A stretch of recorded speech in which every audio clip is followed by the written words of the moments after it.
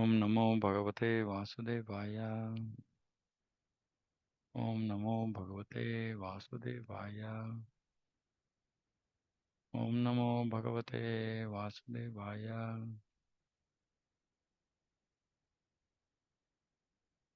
ನಾರಾಯಣಂ ನಮಸ್ಕೃತ್ಯ ನರಂ ಚೈವ ನರೋತ್ತಮಂ ದೇವೀಂ ಸರಸ್ವತೀಂ ವ್ಯಾಸಂ ತतो ಜಯಮುದೀರये. ಅಷ್ಟಪ್ರಾಯೇಷು ಭದ್ರೇಷು ನಿತ್ಯಂ ಭಾಗವತ ಸೇವಯಾ ಭಗವತಿರುತ್ತಮ ಶ್ಲೋಕೆ ಭಕ್ತಿರ್ಭಕ್ತಿನಿಷ್ಠಿಕಿ. ಓಂ ಅಜ್ಞಾನತಿಮಿರಾಂಧಸ್ಯ ಜ್ಞಾನಾಂಜನಶಲಾಕಯ ಚಕ್ಷುರುನ್ಮಿಲಿತಂ येन ತಸ್ಮೈ ಶ್ರೀಗುರವೇ ನಮಃ. ನಮೋ ವಿಷ್ಣುಪಾದಾಯ ಕೃಷ್ಣಪ್ರೇಷ್ಠಾಯ ಭೂತಲೆ ಶ್ರೀಮತಿ ಭಕ್ತಿವೇದಾಂತ ಸ್ವಾಮಿನಿತಿ ನಾಮಿನಿ. ನಮಸ್ತೆ ಸಾರಸ್ವತಿ ದೇವಿ ಗೌರವಾಣಿ ಪ್ರಚಾರಿಣಿ ನಿರ್ವಿಶೇಷ ಶೂನ್ಯವಾದಿ ಪಾಶ್ಚಾತ್ಯ ದೇಶತಾರಿಣಿ. ಜಯ ಶ್ರೀ ಕೃಷ್ಣ ಚೈತನ್ಯ ಪ್ರಭು ನಿತ್ಯಾನಂದ ಶ್ರೀ ಅದ್ವೈತ ಗದಾಧರ ಶಿವಾಸಾದಿ ಗೌರ ಭಕ್ತವೃಂದ. ಹರೇ ಕೃಷ್ಣ ಕೃಷ್ಣ ಕೃಷ್ಣ ಹರೇ ಹರೇ ಹರೇ ರಾಮ ರಾಮ ರಾಮ ಹರೇ ಹರೇ.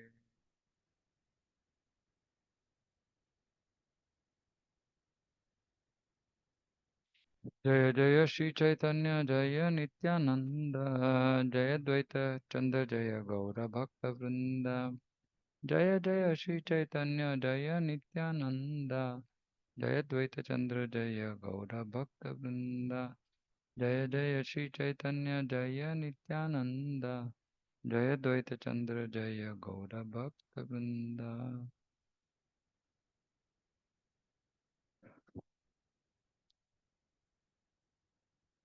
ಆದಿಲೀಲಾಧ್ಯಾಯ 2 ಶ್ಲೋಕ 88.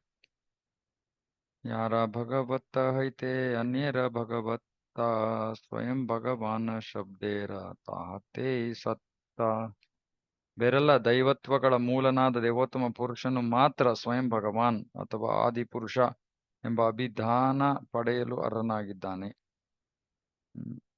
ಎಲ್ಲಾ ದೈವತ್ವಗಳ ಮೂಲ ದೇವೋತ್ತಮ ಪರಮಪುರುಷ, ಅವನು ಸ್ವಯಂ ಭಗವಾನ್ ಅಥವಾ ಆದಿಪುರುಷ ಅಂತ ಅವನನ್ನ ಮಾತ್ರ ಕರೆಯೋಕೆ ಸಾಧ್ಯ. ದೀಪ ಹೈತೆ ಯೈಚೆ ಬಹು ದೀಪೇರಜ್ವಲನ ಮೂಲ ಏಕ ದೀಪ ತಾಹ ಕರಿಯೇ ಗಣನ. ಒಂದು ದೀಪದ ಸಹಾಯದಿಂದ ಹಲವಾರು ದೀಪಗಳನ್ನು ಹೊತ್ತಿಸಿದಾಗ ಎಲ್ಲದಕ್ಕೂ ಮೊದಲಿನ ದೀಪವನ್ನು ನಾನು ಮೂಲ ಎನ್ನುತ್ತೇನೆ. ಭಾವಾರ್ಥ: ವಿಷ್ಣು ತತ್ವ ಅಥವಾ ದೇವೋತ್ತಮ ಪುರುಷನ ಪರಾತ್ಪರ ಸ್ವಭಾವದ ತತ್ವವು ಒಂದು ದೀಪದಂತೆ ಎಂದು ಬ್ರಹ್ಮಸಂಹಿತೆಯ 5ನೇ ಅಧ್ಯಾಯದ 46ನೆಯ ಶ್ಲೋಕವು ಹೇಳುತ್ತದೆ. ವಿಷ್ಣು ತತ್ವದ ವಿಸ್ತರಣೆಗಳು ಎಲ್ಲಾ ವಿವರಗಳಲ್ಲಿಯೂ ಅದರ ಮೂಲಕ್ಕೆ ಸಮನಾಗಿದೆ ಎಂಬುದು ಬ್ರಹ್ಮಸಂಹಿತೆ ನೀಡುವ ಸಮರ್ಥನೆ. ಉರಿಯುತ್ತಿರುವ ಒಂದು ದೀಪವು ಇತರ ಅಸಂಖ್ಯ ದೀಪಗಳನ್ನು ಹೊತ್ತಿಸಬಲ್ಲದು. ಮೊದಲ ದೀಪದಿಂದ ಹೊತ್ತಿಸಲಾದ ಇತರ ದೀಪಗಳು ಇಷ್ಟರಿಂದ ಕೆಳಮಟ್ಟದವಾಗುವುದಿಲ್ಲ. ಆದರೂ ಇತರ ದೀಪಗಳನ್ನು ಹೊತ್ತಿಸಿದ ದೀಪವು ಮೂಲದ್ದು ಎಂದೇ ಪರಿಗಣಿಸಬೇಕು. ಇದೇ ರೀತಿ ದೇವೋತ್ತಮ ಪರಮ ಪುರುಷನು ತನ್ನನ್ನು ವಿಷ್ಣು ತತ್ವದ ಸ್ವಾಂಶ ರೂಪಗಳಾಗಿ ವಿಸ್ತರಿಸಿಕೊಳ್ಳುತ್ತಾನೆ. ವಿಷ್ಣು ತತ್ವದ ಇತರ ರೂಪಗಳು ಮೂಲದಷ್ಟೇ ಶಕ್ತಿಯುಳ್ಳವಾದಾಗಿಯೂ ಮೂಲ ಶಕ್ತಿಯಾದ ದೇವೋತ್ತಮ ಪುರುಷನು ರೂಪಗಳ ಉಗಮ ಸ್ಥಾನ ಎಂದು ಪರಿಗಣಿಸಬೇಕು. ಇದೇ ದೃಷ್ಟಾಂತವು ಶಿವ ಹಾಗೂ ಬ್ರಹ್ಮನಂತಹ ಗುಣಾತ್ಮಕ ಅವತಾರಗಳಾದುದನ್ನು ವಿವರಿಸುತ್ತದೆ. ಶ್ರೀಲ ಜೀವ ಗೋಸ್ವಾಮಿಯವರು ಹೇಳುವ ಪ್ರಕಾರ ಶಂಭೋಸ್ತು ತಮೋಧಿಷ್ಠಾನತ್ವಾತ್ ಕಜ್ಜಲಮಯ ಸೂಕ್ಷ್ಮದೀಪ ಶಿಖಾ ಸ್ಥಾನೀಯಸ್ಯ ನ ತಥಾ ಸಾಮ್ಯಂ. ಶಂಭುತತ್ವ ಅಥವಾ ಶಿವತತ್ವವು ಕಪ್ಪು ಹಿಡಿದ ದೀಪದಂತೆ, ಏಕೆಂದರೆ ಶಿವನು ತಮೋಗುಣದ ಅಭಿಮಾನಿ ದೇವತೆ. ಇಂತಹ ದೀಪದಿಂದ ಒದಗುವ ಬೆಳಕಿನ ಪ್ರಮಾಣ ತುಂಬಾ ಅಲ್ಪ. ಆದ್ದರಿಂದ ಶಿವನ ಶಕ್ತಿಯು ವಿಷ್ಣು ತತ್ವದ ಜೊತೆ ಹೋಲಿಕೆಗೆ ನಿಲ್ಲುವುದು ಸಾಧ್ಯವಿಲ್ಲ. ಸೊ ಇಲ್ಲಿ ಒಂದು ದೀಪ, ಆ ದೀಪದಿಂದ ಹಲವಾರು ಬೇರೆ ದೀಪಗಳನ್ನ ಹತ್ತಿಸಿದ್ರೆ ಆ ಮೂಲ ದೀಪ ಮೂಲವಾಗಿ ಉಳಿಯುತ್ತೆ. ಬೇರೆ ಎಲ್ಲ ದೀಪಗಳಿಗೂ ಆ ಮೂಲ ದೀಪಕ್ಕೂ ಯಾವ ತರಹ ವ್ಯತ್ಯಾಸವಿಲ್ಲದೆ ಇದ್ರೂ ಕೂಡ ಆ ದೀಪ ಮೂಲವಾದದ್ದರಿಂದ, ಅದರಿಂದ ಬೇರೆ ಎಲ್ಲ ದೀಪಗಳು ಬಂದಿರೋದ್ರಿಂದ ಅದರ ಸ್ಥಾನ ವಿಶೇಷವಾದದ್ದು. ಅದಕ್ಕೆ ಇಲ್ಲಿ ಶಿವ ಮತ್ತೆ ಬ್ರಹ್ಮ ಅವರ ಸ್ಥಾನವನ್ನ ಇಲ್ಲಿ ಜೀವ ಗೋಸ್ವಾಮಿ ಅವರು ಹೇಳ್ತಾರೆ. ಶಿವ ತತ್ವ, ವಿಷ್ಣು ತತ್ವ ಬೇರೆ ಅಲ್ಲ, ಆದ್ರೂ ಬೇರೆ ಎಲ್ಲ. ಯಾಕಂದ್ರೆ ಮೂಲ ಶಿವತತ್ವ ವಿಷ್ಣುನೇ. ಆದ್ರೆ ಆ ವಿಷ್ಣು ತಮೋಗುಣವನ್ನ ಸ್ಪರ್ಶಿಸಿರೋದ್ರಿಂದ ಆ ಒಂದು ದೀಪವನ್ನ ಆ ಕಪ್ಪು ಹಿಡಿದ ದೀಪ ಅಂತ ಇಲ್ಲಿ ಹೋಲಿಸ್ತಾ ಇದ್ದಾರೆ. ಕಪ್ಪು ಹಿಡಿದ ದೀಪ ಅಂದ್ರೆ ಅದರಿಂದ ಬರ್ತಾ ಇರುವಂತ ಬೆಳಕು ಅಷ್ಟು ಪ್ರಮಾಣ, ಅಂದ್ರೆ ವಿಷ್ಣು ಮೂಲ ದೀಪದ ಪ್ರಮಾಣದಲ್ಲಿ ಅದು ಬಹಳ ಕೆಳಮಟ್ಟದ್ದಾಗಿರುತ್ತೆ. ಹಾಗಾಗಿ ವಿಷ್ಣುಗೂ ಶಿವಂಗೂ ಏನು ವ್ಯತ್ಯಾಸವಿಲ್ಲ, ಆದ್ರೂ ಕೂಡ ವ್ಯತ್ಯಾಸವಿದೆ. ಯಾಕಂದ್ರೆ ಶಿವ ತಮೋ ಗುಣದ ಗುಣಾವತಾರ, ಆ ಒಂದು ಗುಣವನ್ನ ನಿರ್ವಹಿಸೋದಕ್ಕೋಸ್ಕರ ವಿಷ್ಣು ತಗೊಂಡಿರುವಂತಹ ಅವತಾರದ ರೂಪ. ಹಾಗಾಗಿ ಭೌತಿಕ ಜಗತ್ತನ್ನು ಮಾಯೆಯನ್ನು ಸ್ಪರ್ಶ ಮಾಡ್ತಾ ಇರೋದ್ರಿಂದ ಅವನ ಸ್ಥಾನ ವಿಷ್ಣುವಿನ ಸ್ಥಾನಕ್ಕೆ ಸಮನಾಗಿಸೋದು ಸಾಧ್ಯವಿಲ್ಲ. ಅದನ್ನಲ್ಲಿ ವಿವರಿಸ್ತಾರೆ. तैचे सब अवतारेर कृष्ण से कारण आर एक ಶ್ಲೋಕ ಶುನ ವಾಕ್ಯ ಖಂಡನ. ಇದೇ ರೀತಿ ಕೃಷ್ಣನು ಸರ್ವ ಕಾರಣಗಳ ಕಾರಣ, ಸಕಲ ಅವತಾರಗಳ ಕಾರಣನೂ ಅವನೇ. ಎಲ್ಲಾ ಕುತರ್ಕಗಳನ್ನು ಹಿಮ್ಮೆಟ್ಟಿಸುವಂತಹ ಇನ್ನೊಂದು ಶ್ಲೋಕವನ್ನು ಆಲಿಸು.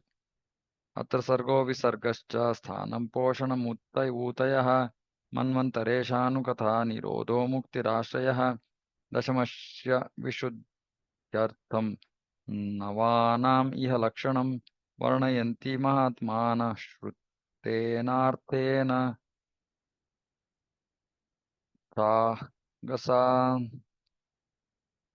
ಇಲ್ಲಿ ಶ್ರೀಮದ್ ಭಾಗವತದಲ್ಲಿ 10 ವಿಷಯಗಳನ್ನು ಕುರಿತು ವರ್ಣಿಸಲಾಗಿದೆ. ಜಗತ್ ಸೃಷ್ಟಿಗೆ ಬೇಕಾಗಿದ್ದ ಘಟಕಾಂಶಗಳ ಸೃಷ್ಟಿ, ಅದು ಮೊದಲನೇದು. ಸೃಷ್ಟಿ ಮೊದಲು ಸರ್ಗ, ಇದು ಸರ್ಗ. ಆಮೇಲೆ ವಿಸರ್ಗ, ಬ್ರಹ್ಮನು ಮಾಡಿರುವ ಸೃಷ್ಟಿ ಕಾರ್ಯಗಳು ವಿಸರ್ಗ. ಆಮೇಲೆ ಊತನಂ, ಸ್ಥಾನಂ ಅಂದ್ರೆ ಪೋಷಣೆ, ಸೃಷ್ಟಿಯ ಪಾಲನೆ. ಆಮೇಲೆ ಸ್ಥಾನಂ ಪೋಷಣಂ ಪ್ರಾಮಾಣಿಕರಿಗೆ ತೋರಿಸಲಾಗುವ ವಿಶೇಷ ಅನುಗ್ರಹ. ಊತಯ, ಕಾರ್ಯಶೀಲತೆಗೆ ನೀಡಲಾಗುವ ಚಾಲನೆ. ಆಮೇಲೆ ಮನ್ವಂತರೇಶು, ನ್ಯಾಯ ಪರಿಪಾಲಿಸುವ ಜನರಿಗೆ ವಿಧಿಸಲಾಗಿರುವ ವಿಶೇಷ ಕಾರ್ಯಗಳು, ಅಂದ್ರೆ ಮನುಗಳಿಗೆ.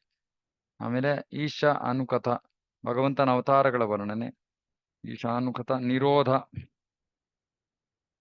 ನಿರೋಧ ಅಂದ್ರೆ ಸೃಷ್ಟಿಯ ಲಯ ಕಾರ್ಯ. ಆಮೇಲೆ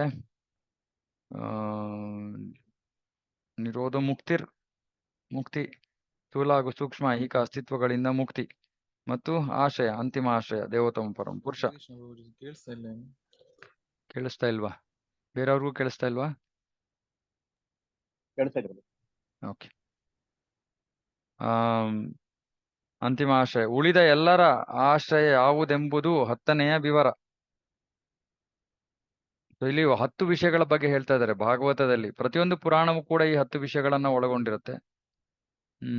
ಭಾಗವತದಲ್ಲೂ ಕೂಡ ಸೊ ಯಾವ ಪುರಾಣ ಈ 10 ವಿಷಯಗಳನ್ನು ಒಳಗೊಂಡಿರುತ್ತೋ ಅದಕ್ಕೆ ಮುಖ್ಯ ಪುರಾಣ ಅಂತ ಹೇಳ್ತಾರೆ, ಅಥವಾ ಪ್ರಮುಖ ಪುರಾಣ. ಮುಖ್ಯ ಪುರಾಣ, ಉಪಪುರಾಣಗಳು ಅಂತ ಇವೆ. ಆ ಮುಖ್ಯ ಪುರಾಣದಲ್ಲಿ 10 ವಿಷಯಗಳನ್ನು ಕೂಡ ಚರ್ಚಿಸಲಾಗುತ್ತೆ. ಇವಾಗ 10 ವಿಷಯಗಳಲ್ಲಿ ಸೃಷ್ಟಿ, ಸರ್ಗ ವಿಸರ್ಗ. ಸರ್ಗ ಅಂದ್ರೆ ಭಗವಂತ ಮಾಡಿರೋ ಸೃಷ್ಟಿ, ವಿಸರ್ಗ ಅಂದ್ರೆ ಬ್ರಹ್ಮ ಮಾಡಿರೋ ಸೃಷ್ಟಿ. ಸರ್ಗೋ ವಿಸರ್ಗೋ ಸ್ಥಾನಂ ಅಂದ್ರೆ ಯಥಾ ಸ್ಥಾನದಲ್ಲಿ ಉಳಿಯೋದು, ಅಂದ್ರೆ ಪಾಲನೆ, ಸೃಷ್ಟಿಯ ಪಾಲನೆ. ಸ್ಥಾನಂ ಪೋಷಣೆ.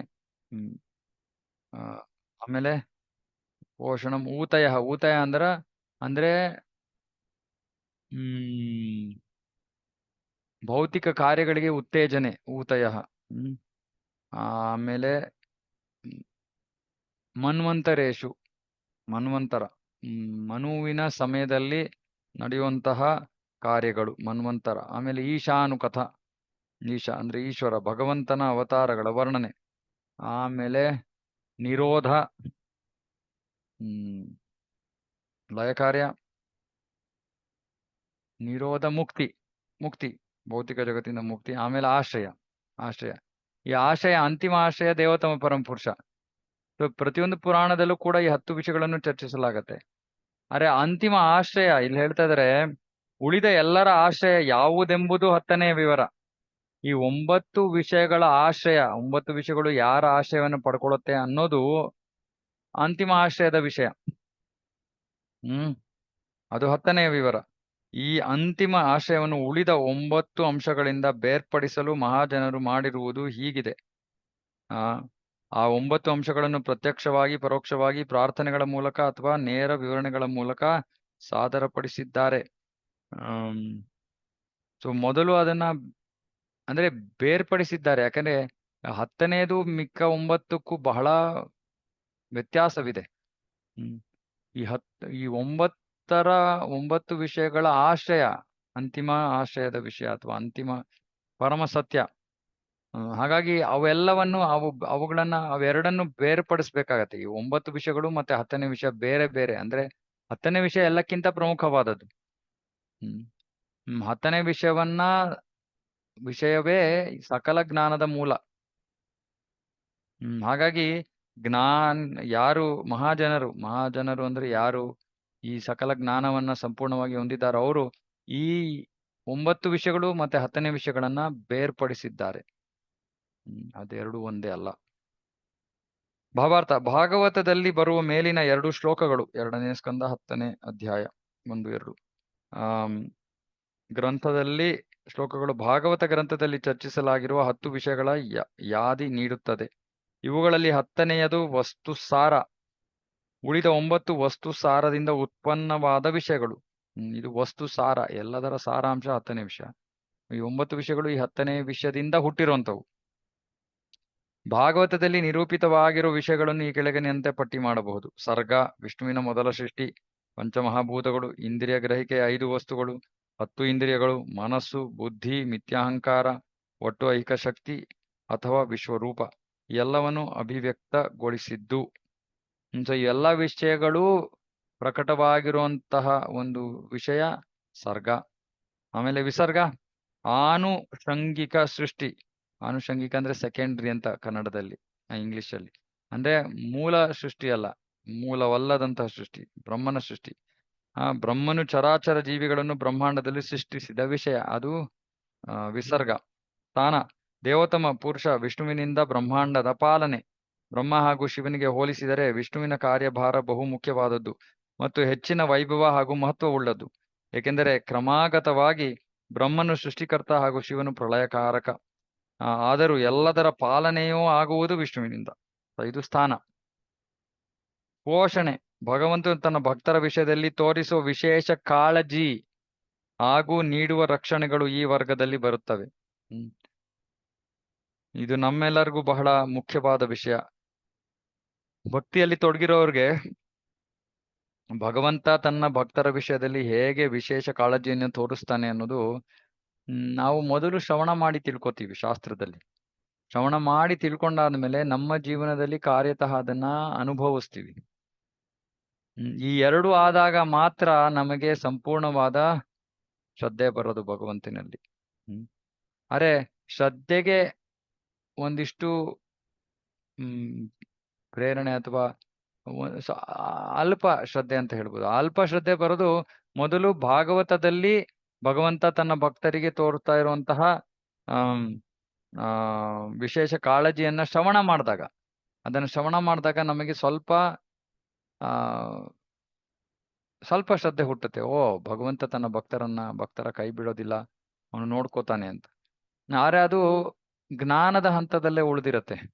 ಓಕೆ, ಹಿಂಗಿದೆ, ಭಾಗವತದಲ್ಲಿದೆ, ಆದ್ರೆ ಎಲ್ಲರಿಗೂ ಇದು ಲಭ್ಯವಾಗೋದಿಲ್ವೇನೋ ಅನ್ನೋ ಒಂದು ನಮಗೆ ಸಂದೇಹ ಇರುತ್ತೆ.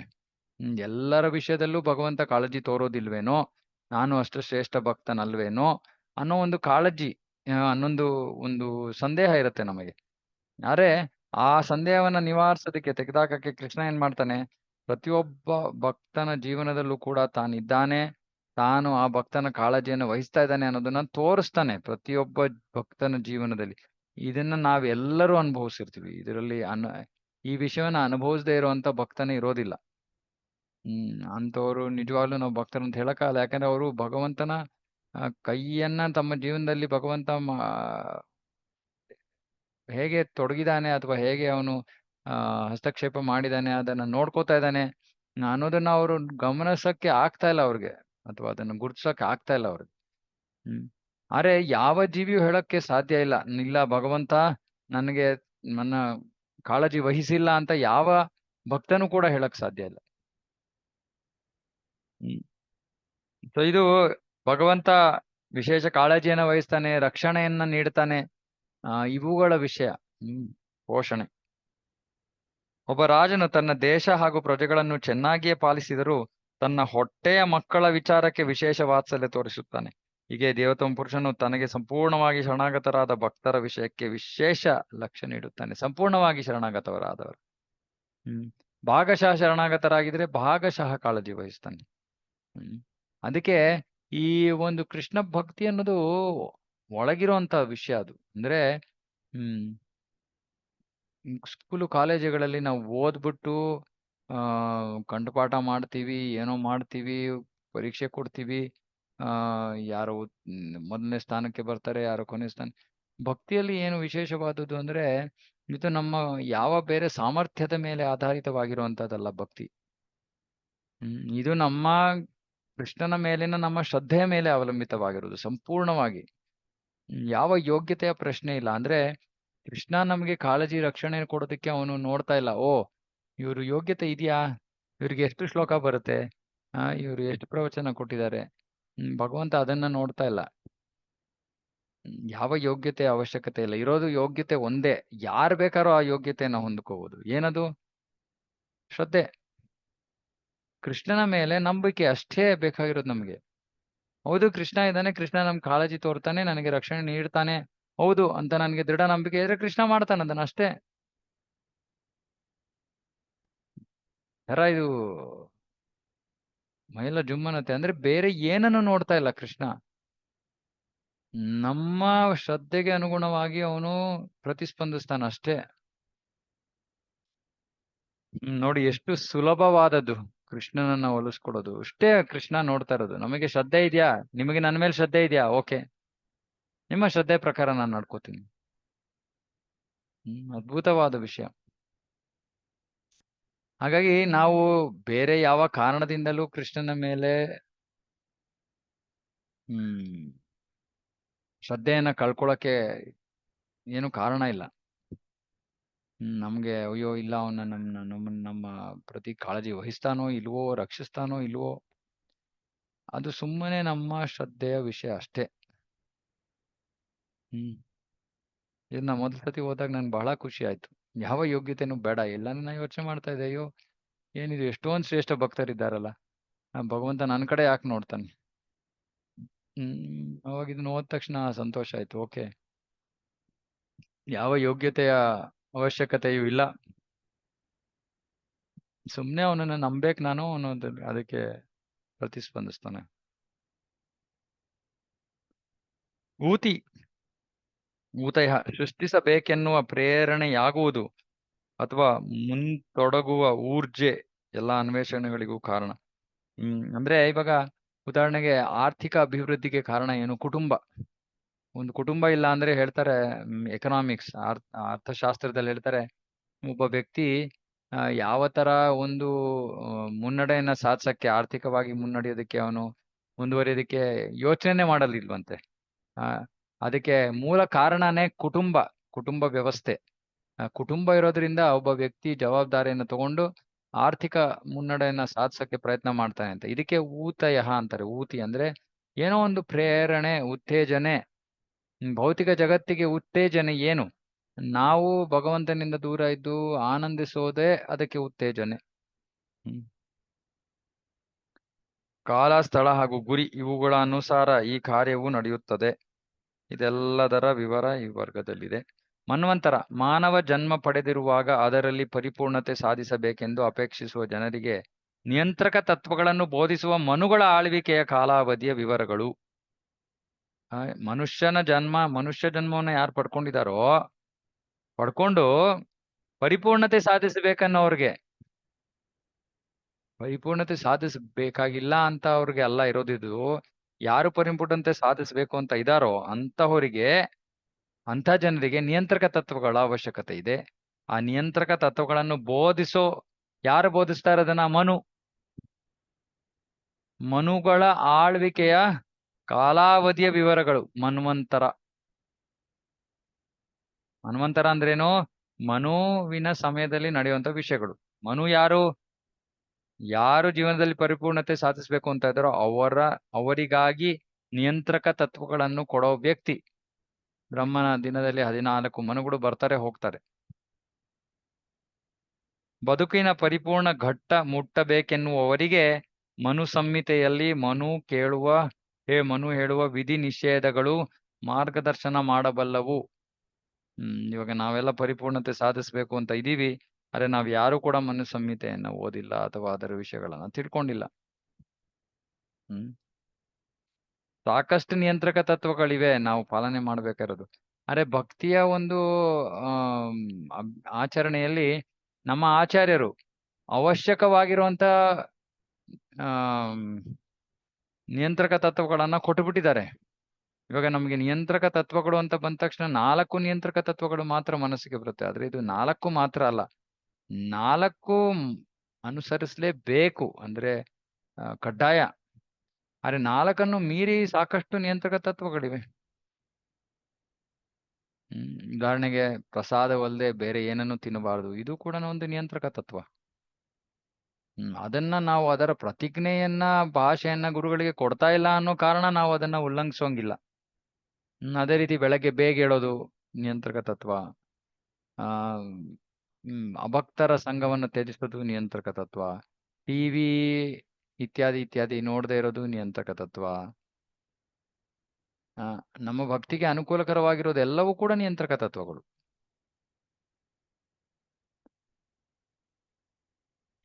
ಈ ನಿಯಂತ್ರಕ ತತ್ವಗಳನ್ನ ನಾವು ಪಾಲನೆ ಮಾಡಬೇಕು. ಇಲ್ಲಾಂದ್ರೆ ಪ್ರಗತಿ ಬಹಳ ನಿಧಾನ ಗತಿಯಲ್ಲಿ ಹೋಗುತ್ತೆ. 7 ಈಶಾನು ಕಥಾ. ದೇವೋತ್ತಮ ಪುರುಷನ ಬಗೆಗೆ ಧರ್ಮಗ್ರಂಥಗಳಲ್ಲಿ ಲಭ್ಯವಿರುವ ವಿವರಗಳು ಈ ವರ್ಗದಲ್ಲಿ ಸೇರುತ್ತವೆ. ಇದು ಭಗವಂತನ ಅವತಾರಗಳ ವಿಷಯ. ಮೂಲತಃ ಧರೆಯಲ್ಲಿ ಭಗವಂತನು ಎತ್ತಿದ ಅವತಾರಗಳು ಹಾಗೂ ಅವನ ಭಕ್ತರ ಕಾರ್ಯಚಟುವಟಿಕೆಗಳು ಇಲ್ಲಿ ವರ್ಣಿತವಾಗಿವೆ. ಈ ವಿಷಯಗಳನ್ನೊಳಗೊಂಡ ಶಾಸ್ತ್ರ ಗ್ರಂಥಗಳು ಮಾನುಷ ಬದುಕಿನ ಉನ್ನತಿಗೆ ಅತ್ಯಗತ್ಯವಾಗಿ ಬೇಕಾದವು. ಈಶಾನುಕಥ. ನಿರೋಧ. ಸೃಷ್ಟಿ ಕಾರ್ಯದಲ್ಲಿ ತೊಡಗಿದ್ದ ಎಲ್ಲಾ ಶಕ್ತಿಗಳು ಲಯವಾಗುವುದನ್ನು ಈ ವರ್ಗದಲ್ಲಿ ಪ್ರಧಾನ ವಿಷಯವಾಗಿ ಚರ್ಚಿಸಲಾಗಿದೆ. ಇಂಥ ಶಕ್ತಿಗಳು ನಿರಂತರವಾಗಿ ಕಾರಣ ಸಮುದ್ರದಲ್ಲಿ ಪವಡಿಸಿರುವ ದೇವತಮ ಪುರುಷನಿಂದ ಹೊಮ್ಮಿದವುಗಳಾಗಿವೆ. ಪ್ರಭುವಿನ ಉಸಿರಾಟದ ಕ್ರಿಯೆಯ ಮೂಲಕ ಅಭಿವ್ಯಕ್ತವಾಗುವ ಜಗತ್ತುಗಳು ಮತ್ತೆ ಕಾಲಾನುಕ್ರಮದಲ್ಲಿ ನಿಶ್ಶೇಷವಾಗುತ್ತವೆ. ಇದು ಲಯ ಕಾರ್ಯ. ನಿರೋಧ. ಮುಕ್ತಿ. ದೇಹ ಹಾಗೂ ಮನಸ್ಸುಗಳೆಂಬ ಸ್ಥೂಲ ಹಾಗೂ ಸೂಕ್ಷ್ಮ ಆವರಣಗಳಲ್ಲಿ ಸೆರೆ ಸಿಕ್ಕಿಕೊಂಡಿರುವ ಜೀವಿಗಳಿಗೆ ನೀಡಲಾಗುವ ಮುಕ್ತಿಯು ಈ ವರ್ಗದಲ್ಲಿ ಪರಿಶೀಲನೆಗೆ ಬರುವ ವಸ್ತು.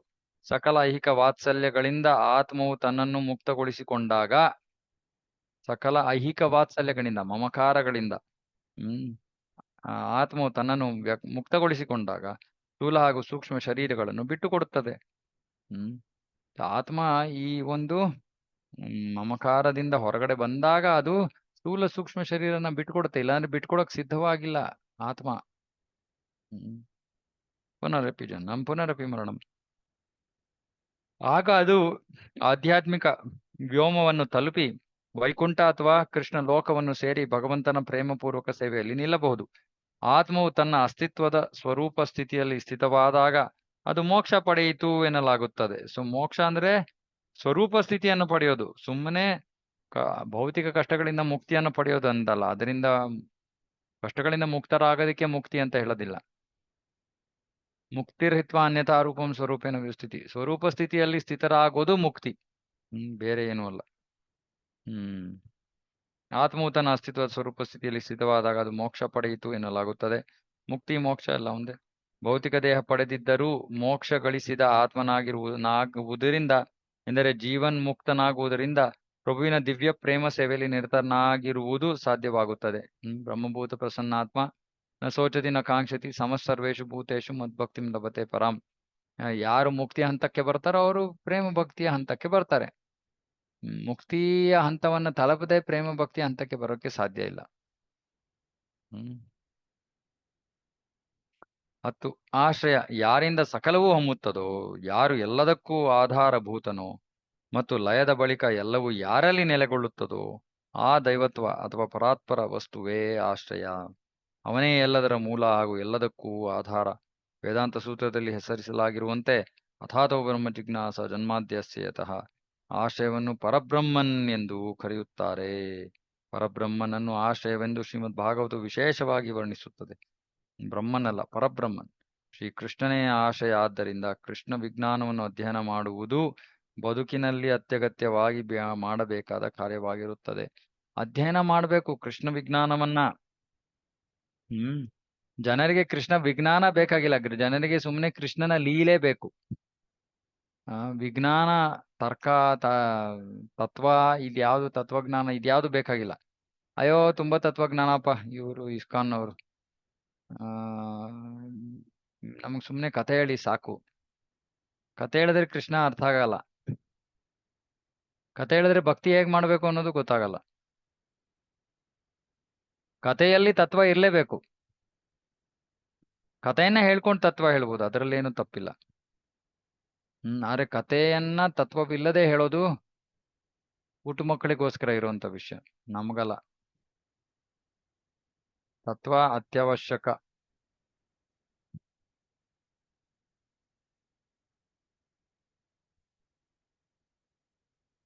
ಶ್ರೀಕೃಷ್ಣನು ಸಕಲ ವ್ಯಕ್ತ ಸಂಗತಿಗಳ ಆಶಯದಾತನೆಂದು ಭಾಗವತವು ಸ್ವೀಕರಿಸುತ್ತದೆ.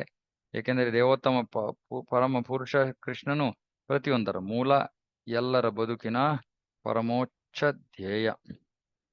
ಇಲ್ಲಿ ಎರಡು ಬೇರೆ ಬೇರೆ ತತ್ವಗಳನ್ನು ಪರಿಶೀಲಿಸಬೇಕಾದಿದ್ದೆ.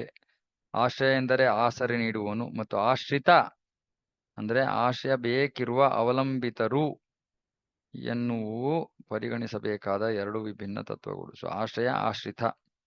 ಆಶ್ರಿತನು ಆಶ್ರಯ ಎನ್ನುವ ಮೂಲ ತತ್ವದಡಿ ಅಸ್ತಿತ್ವದಲ್ಲಿರುತ್ತಾನೆ. ಪುರುಷಾವತಾರಗಳನ್ನು ಒಳಗೊಂಡಂತೆ ಸೃಷ್ಟಿಯಿಂದ ಮೊದಲು ಮಾಡಿಕೊಂಡು ಮುಕ್ತಿಯ ತನಕ, ಅಲ್ಲಿಂದ ಮುಂದೆ ಅವತಾರಗಳು, ತಟಸ್ಥ ಶಕ್ತಿ, ಜೀವಿಗಳು ಹಾಗೂ ಬಹಿರಂಗ ಶಕ್ತಿ ಎಲ್ಲವೂ ಆಶ್ರಿತರೇ. ಭಗವಂತನನ್ನು ಬಿಟ್ಟು ಬೇರೆ ಎಲ್ಲವೂ ಆಶ್ರಿತ. ಆಧ್ಯಾತ್ಮಿಕ ಶಕ್ತಿ, ಭೌತಿಕ ಶಕ್ತಿ ಎಲ್ಲವೂ ಆಶ್ರಿತ. ಇವೇ ಶ್ರೀಮದ್ ಭಾಗವತದ ಮೊದಲ 9 ಸ್ಕಂದಗಳಲ್ಲಿ ವರ್ಣಿಸಲಾಗಿರುವ ಮೊದಲ 9 ವರ್ಗಗಳು. ಮೊದಲ 9 ಸ್ಕಂದಗಳಲ್ಲಿ 9 ವರ್ಗಗಳನ್ನು ವರ್ಣಿಸಲಾಗಿದೆ. ಹಾಗಾಗಿ ಒಂದೊಂದು ಸ್ಕಂದ ಒಂದೊಂದು ವಿಷಯ ಅಂತಲ್ಲ, ಎಲ್ಲಾ ವಿಷಯಗಳು ಎಲ್ಲಾ ಸ್ಕಂದಗಳಲ್ಲೂ ಬರುತ್ತೆ. ಆದರೆ 10ನೇ ಸ್ಕಂದ ವಿಶೇಷವಾಗಿ ಆಶ್ರಯನ ವರ್ಣನೆ ಇರುತ್ತಾ. ಶ್ರೀಮದ್ ಭಾಗವತದ ಪ್ರಾರ್ಥನೆಗಳು ಆಶ್ರಯ ತತ್ವವನ್ನು, ಎಂದರೆ ದೇವೋತ್ತಮ ಪರಮ ಪುರುಷನಾದ ಕೃಷ್ಣನನ್ನು ತಮ್ಮ ಗುರಿಯಾಗಿಸಿಕೊಂಡಿವೆ. ಭಾಗವತದ ವ್ಯಾಖ್ಯಾನ ಮಾಡಿರುವ ಪರಿಣತ ಮಹಾನುಭಾವರು ಉಳಿದ 9 ವರ್ಗಗಳನ್ನು ಬಹು ವಿಚಕ್ಷಣೆಯಿಂದ ರೇಖಿಸಿದ್ದಾರೆ. ಕೆಲವು ಸಲ ನೇರ ನಿರೂಪಣೆಯಿಂದಲೂ ಮತ್ತೆ ಕೆಲವು ಸಲ ಕಥೆಗಳಂತಹ ವಿವರಣೆಗಳಿಂದಲೂ ವಿಷಯವನ್ನು ಚಿತ್ರಿಸಿದ್ದಾರೆ. ಇದನ್ನೆಲ್ಲ ಮಾಡಿರುವುದರ ನೈಜ ಉದ್ದೇಶವೆಂದರೆ ಪರಮ ದೈವವಾದ ಕೃಷ್ಣನನ್ನು ಪರಿಪೂರ್ಣವಾಗಿ ಅರ್ಥ ಮಾಡಿಕೊಳ್ಳುವುದೇ ಆಗಿದೆ. ಏಕೆಂದರೆ ಐಹಿಕ ಹಾಗೂ ಆಧ್ಯಾತ್ಮಿಕ ಸೃಷ್ಟಿಗಳೆರಡೂ ಕೃಷ್ಣನನ್ನು ಅವಲಂಬಿಸಿ ನಿಂತಿವೆ. ಸೊ 9 ಅಧ್ಯಾಯಗಳ ಉದ್ದೇಶ ಏನು? ಕೃಷ್ಣನನ್ನ ಅರ್ಥ ಮಾಡ್ಕೊಳ್ಳೋದು. ಇಲ್ಲಾಂದ್ರೆ ಆ 9 ಅಧ್ಯಾಯ ಸ್ಕಂದಗಳ ಅವಶ್ಯಕತೆನೇ ಇಲ್ಲ. ಆ 9 ಸ್ಕಂದಗಳನ್ನ ನಾವು ಸರಿಯಾಗಿ ಅರ್ಥ ಮಾಡ್ಕೊಂಡಾದ್ಮೇಲೆ ನಿಜವಾಗಿಯೂ 10ನೇ ಸ್ಕಂದವನ್ನ ಸರಿಯಾಗಿ ಅರ್ಥ ಮಾಡ್ಕೊಳಕ್ ಸಾಧ್ಯ. ಅಂದ್ರೆ ಕೃಷ್ಣನನ್ನ ನಾವು ನಿಜವಾಗಿಯೂ ಜನ್ಮ ಕರ್ಮಚಮೆ ದಿವ್ಯಂ ಏವಂ ಯೋ ವೇತ್ತಿ ತತ್ವತಃ ಅವನನ್ನ ಅರ್ಥ ಮಾಡ್ಕೊಳಕ್ ಸಾಧ್ಯ ಆಗೋದು ಅವಾಗ ಮಾತ್ರ. ಅದಕ್ಕೆ ಪ್ರಭುಪಾದರು ಮುಂಚೆನೆ ಭಾಗವತದಲ್ಲಿ ಹೇಳ್ಬಿಟ್ಯಾರೆ, ಧುಮುಕಬೇಡಿ 10ನೇ ಸ್ಕಂದಕ್ಕೆ ಜಿಗಿಬೇಡಿ, ನೇರವಾಗಿ ಎಲ್ಲ 9 ಸ್ಕಂದಗಳನ್ನ ಪದಗಳನ್ನು ಯಾವ ಪದವನ್ನು ಬಿಡದೆ ಓದ್ಬೇಕು. ಆಗ ಮಾತ್ರ ನಮಗೆ ನಿಜವಾಗ್ಲೂ 10ನೇ ಸ್ಕಂದ ಏನೋ ಅಲ್ಪ ಸ್ವಲ್ಪ ಅರ್ಥ ಆಗೋಕ್ಕೆ ಸಾಧ್ಯ.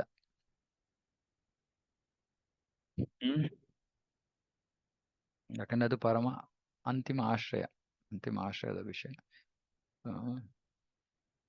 ಸಾಮಾನ್ಯವಾಗಿ ಭಕ್ತರು ಈ ಲೀಲೆಗಳ ಶ್ರವಣವನ್ನ ಬಹಳ ಇಷ್ಟಪಡ್ತಾರೆ.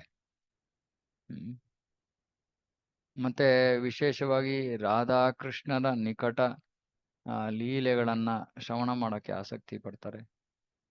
ಆದ್ರೆ ಕೃಷ್ಣ ಯಾರು, ರಾಧಾರಾಣಿ ಯಾರು ಅನ್ನೋ ಒಂದು ಜ್ಞಾನದ ಅರಿವಿಲ್ಲದೆ ನಾವು ಈ ವಿಷಯಗಳನ್ನು ಶ್ರವಣ ಮಾಡಿದ್ರೆ ತಪ್ಪಾಗಿ ಅರ್ಥೈಸ್ಕೊಳ್ಬೋದು ನಾವು ವಿಷಯವನ್ನ. ಹಾಗಾಗಿ ಮೊದಲು ನಾವು ಭಗವದ್ಗೀತೆಯನ್ನು ಓದಬೇಕು.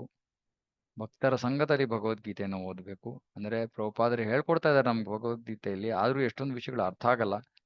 ಅದನ್ನ ನಾವು ಬೇರೆ ಭಕ್ತರಿಂದ ನಾವು ಕೇಳಿ ತಿಳ್ಕೊಂಡು ಅದನ್ನ ಅರ್ಥ ಮಾಡ್ಕೊಳಕ್ ಪ್ರಯತ್ನ ಮಾಡ್ಬೇಕು. ಭಗವದ್ಗೀತೆಯನ್ನ ಒಂದೆರಡು ಸತಿ ಓದಾದ್ಮೇಲೆ ಭಾಗವತವನ್ನ ಓದಕ್ಕೆ ಶುರು ಮಾಡ್ಬೇಕು. ಭಾಗವತವನ್ನ 1-2 ಸತಿ ಓದಾದ್ಮೇಲೆ ಚೈತನ್ಯ ಚರಿತಾಮೃತವನ್ನ ಓದ್ಬೇಕು. ಒಂದು ಸತಿ ನಮಗೆ ಜೊತೆಗೆ ಯಾರ್ದಾದ್ರು ಸಹಾಯದಿಂದ ಓದಿದ್ರೆ ಒಂದ್ ಸತಿ ಆದ್ಮೇಲೆ ಚೈತನ್ಯ ಚರಿತಾಮೃತವನ್ನು ಓದ್ಬೋದು. ಇಲ್ಲಾಂದ್ರೆ ಚೈತನ್ಯ ಚರಿತಾಮೃತ ಏನೂ ಅರ್ಥ ಆಗಲ್ಲ. ಆಗ ಒಂದು ಸತಿ ಮುಗ್ಸಾದ್ಮೇಲೆ 2 ಸತಿ 2 ದಿನದಲ್ಲಿ 2 ಬಾರಿ ಓದ್ಬೇಕು. ಒಂದು ಬಾರಿ ಭಾಗವತವನ್ನೇ ಓದ್ತಾ ಇರ್ತೀವಿ, ಇನ್ನೊಂದು ಬಾರಿ ಚೈತನ್ಯ ಚರಿತಾಮೃತವನ್ನು ಶುರು ಮಾಡ್ಬೋದು. ಅದಕ್ಕಿಂತ ಮುಂಚೆ ಭಕ್ತಿರಸಾಮೃತ ಸಿಂಧುವನ್ನು ಕೂಡ ಪ್ರಭುಪಾದರ ಪುಸ್ತಕವನ್ನು ಅದನ್ನು ಓದಿರ್ಬೇಕು. ಯಾರು ಇವೆಲ್ಲವನ್ನು ಓದಿರ್ತಾರೋ ಅವರಿಗೆ ನಿಜವಾಗ್ಲೂ ಭಗವಂತ ಈ ಭಕ್ತಿಯ ಒಂದು ಜ್ಞಾನ, ನಿಜವಾದ ಜ್ಞಾನ ಏನು ಅನ್ನೋದು ಅವರಿಗೆ ಲಭ್ಯವಾಗತ್ತೆ. ಇಲ್ಲ ಅಂದ್ರೆ ಸುಮ್ನೆ ನಾನು ಜಪ ಮಾಡ್ತಾ ಇದ್ದೀನಿ, ನಾನು ಸೇವೆ ಮಾಡ್ತಾ ಇದ್ದೀನಿ, ಅರ್ಥ ಆಗಲ್ಲ. ಕೃಷ್ಣ ಅರ್ಥ ಆಗಲ್ಲ. ಕೃಷ್ಣ ಅರ್ಥ ಆಗದೆ ಇದ್ರೆ ಕೃಷ್ಣ ಪ್ರೇಮ ಲಭ್ಯವಾಗುವುದಿಲ್ಲ.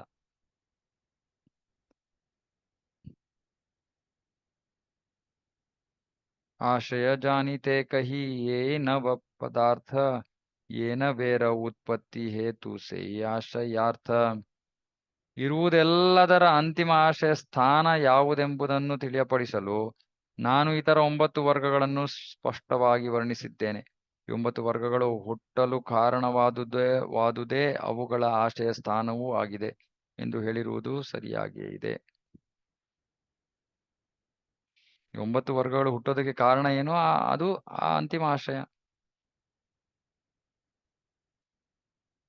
ಕೃಷ್ಣ ಏಕ ಸರ್ವಾಶಯ ಕೃಷ್ಣ ಸರ್ವಧಾಮ ಕೃಷ್ಣೇರ ಶರೀರೇ ಸರ್ವ ವಿಶ್ವೇರ ವಿಶ್ರಾಮ. ದೇವೋತ್ತಮ ಪುರುಷನಾದ ಕೃಷ್ಣನು ಪ್ರತಿಯೊಂದಕ್ಕೂ ಆಶಯ, ಸಮಸ್ತ ಜೀವಿಗಳ ಧಾಮ. ಸಕಲ ಬ್ರಹ್ಮಾಂಡಗಳು ಅವನ ಶರೀರದಲ್ಲಿ ವಿರಮಿಸಿವೆ.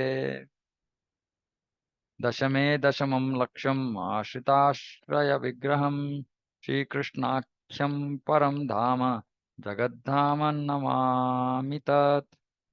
ಭಾಗವತದ 10ನೆಯ ಸ್ಕಂದವು 10ನೆಯದಾದ ವಿಷಯವನ್ನು ಚಿತ್ರಿಸುತ್ತದೆ. ಯಾರು ಸಕಲ ಶರಣಾಗತ ಆತ್ಮರಿಗೆ ಆಶ್ರಯ ನೀಡುತ್ತಾನೋ ಆ ದೇವೋತ್ತಮ ಪರಮ ಪುರುಷನೇ ಆಶಯ.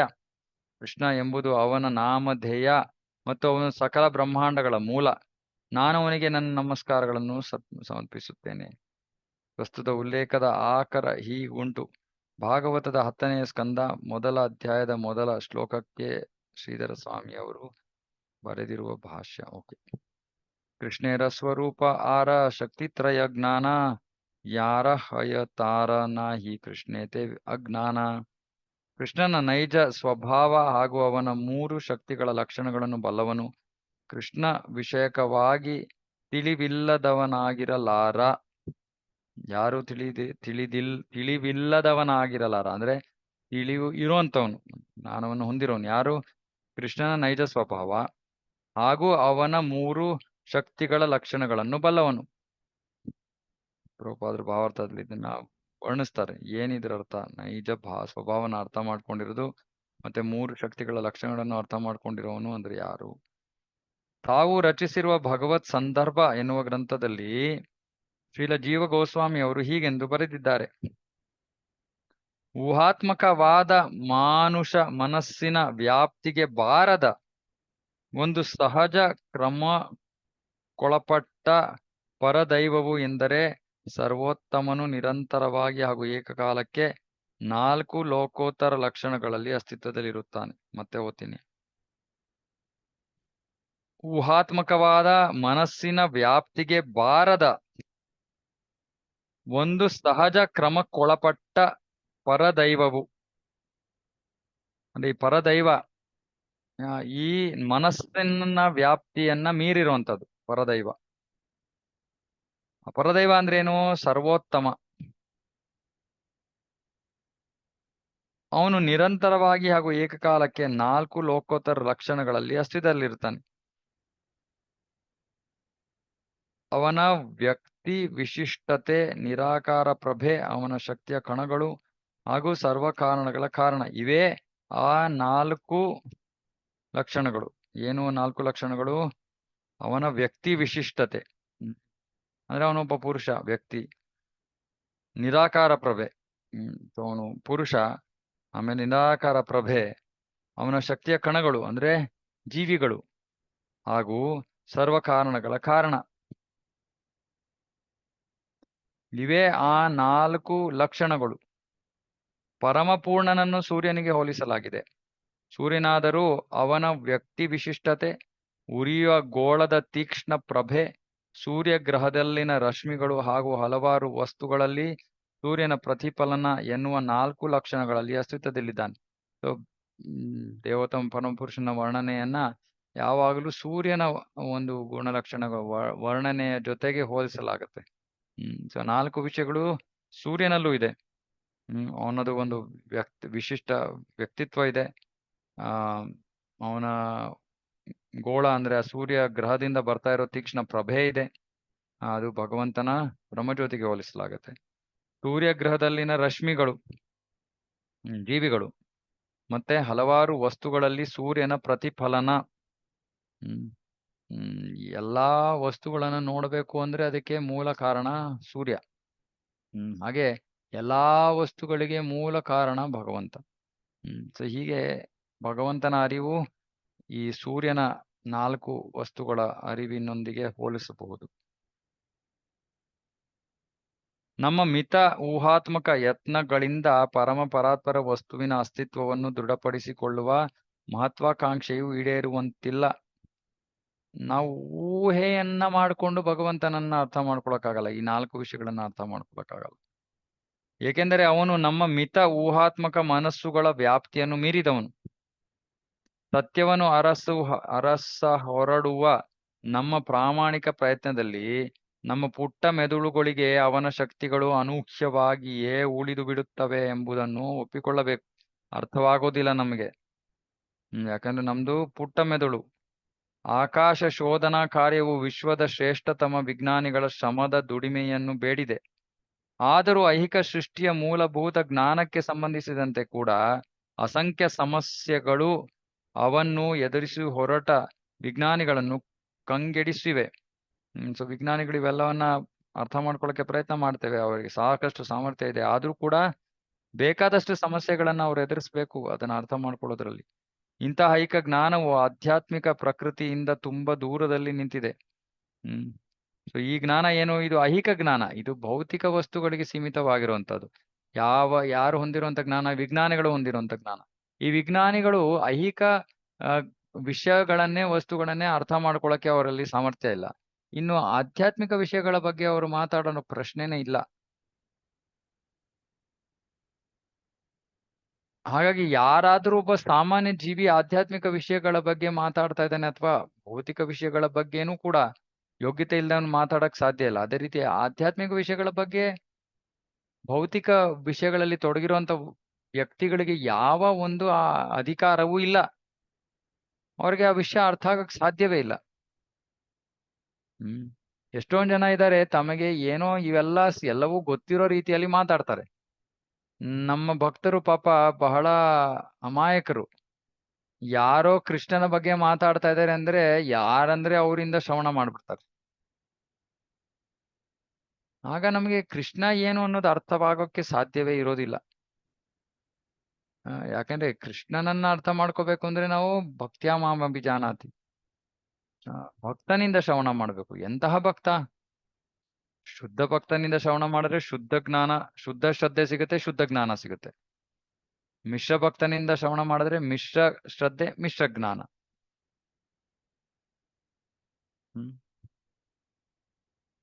ಭಕ್ತನಲ್ಲದೆ ಇರೋನಿಂದ ಶ್ರವಣ ಮಾಡೋ ಪ್ರಶ್ನೆನೇ ಇಲ್ಲ.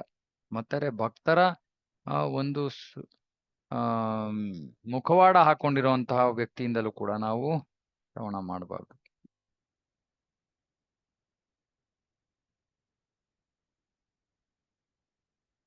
ಆದ್ದರಿಂದ ಪರಮಸತ್ಯದ ಕಾರ್ಯ ಚಟುವಟಿಕೆಗಳು ಹಾಗೂ ಏರ್ಪಾಡುಗಳು ಅನೂಹ್ಯವಾಗಿಯೇ ಉಳಿದು ಬಿಡುತ್ತವೆ. ಪರಮ ಸತ್ಯದ ಮೂಲಭೂತ ಶಕ್ತಿಗಳು ಮೂರು ಎಂಬುದಾಗಿ ಹೇಳಲಾಗಿದೆ. ಅಂತರಂಗ, ಬಹಿರಂಗ ಮತ್ತು ತಟಸ್ಥ ಶಕ್ತಿಗಳೇ ಆ ಮೂರು. ತನ್ನ ಅಂತರಂಗ ಶಕ್ತಿಯ ಮೂಲಕ ಮಾಡುವ ಕಾರ್ಯಗಳಿಂದ ದೇವೋತ್ತಮ ಪುರುಷನು ತನ್ನ ಮೂಲ ರೂಪದಲ್ಲಿ ವೈಕುಂಠ ಲೋಕಗಳೆಂಬ ಆಧ್ಯಾತ್ಮಿಕ ಜಗತ್ತುಗಳನ್ನು ವ್ಯಕ್ತಗೊಳಿಸುತ್ತಾನೆ. ಈ ವೈಕುಂಠ ಲೋಕಗಳು ವ್ಯಕ್ತ ಜಗತ್ತು ಲಯವಾದ ಮೇಲೂ ಶಾಶ್ವತವಾಗಿ ಉಳಿದಿರುತ್ತದೆ. ತನ್ನ ತಟಸ್ಥ ಶಕ್ತಿಯಿಂದ ಪ್ರಭುವು ತನ್ನನ್ನು ಜೀವಿಗಳಾಗಿ ವಿಸ್ತರಿಸಿಕೊಳ್ಳುತ್ತಾನೆ. ಈ ಜೀವಿಗಳು ಅವನ ಭಾಗಗಳೇ. ಸೂರ್ಯನು ತನ್ನ ಕಿರಣಗಳನ್ನು ಎಲ್ಲಾ ದಿಕ್ಕುಗಳಿಗೂ ಪ್ರವಹಿಸುತ್ತಾನಲ್ಲ, ಹಾಗೆ ತನ್ನ ಬಹಿರಂಗ ಶಕ್ತಿಯಿಂದ ಪ್ರಭು ಐಹಿಕ ಸೃಷ್ಟಿಯನ್ನು ಪ್ರಕಟಗೊಳಿಸುತ್ತಾನೆ. ಸೂರ್ಯನು ತನ್ನ ಕಿರಣಗಳಿಂದ ಹೇಗೆ ಮಂಜನ್ನು ನಿರ್ಮಿಸುತ್ತಾನೋ ಹಾಗೆ ಈ ವ್ಯಕ್ತ ಜಗತ್ ಸೃಷ್ಟಿಯೇನೇನಿದ್ದರೂ ನಿರಂತರ ಸ್ವಭಾವದ ವೈಕುಂಠ ಲೋಕಗಳ ವಿಕೃತ ಪ್ರತಿಬಿಂಬವಷ್ಟೇ ಆಗಿದೆ. ವ್ಯಕ್ತ ಜಗತ್ತು ವೈಕುಂಠ ಲೋಕದ ವಿಕೃತ ಪ್ರತಿಬಿಂಬ. ಅಂತರಂಗ ಶಕ್ತಿ ಅಂದ್ರೆ ವೈಕುಂಠ ಲೋಕದ ಸೃಷ್ಟಿ. ಬಹಿರಂಗ ಶಕ್ತಿ ಅಂದ್ರೆ ಭೌತಿಕ ಜಗತ್ತಿನ ಸೃಷ್ಟಿ. ತಟಸ್ಥ ಶಕ್ತಿ ಅಂದ್ರೆ ಜೀವಿ. ಜೀವಿಯನ್ನು ತಟಸ್ಥ ಅಂತ ಯಾಕೆ ಕರೀತಾರೆ? ಜೀವಿ ಭೌತಿಕ ಸೃಷ್ಟಿಯಲ್ಲಾದ್ರೂ ಇರ್ಬೋದು, ಆಧ್ಯಾತ್ಮಿಕ ಸೃಷ್ಟಿಯಲ್ಲಾದ್ರೂ ಇರ್ಬೋದು, ಅವನ ಇಚ್ಛೆ ಆಸೆಯ ಮೇರೆಗೆ ಅದು ನಿರ್ಧರಿತವಾಗುತ್ತೆ. ಹಾಗಾಗಿ ಅವನು ತಟಸ್ಥ.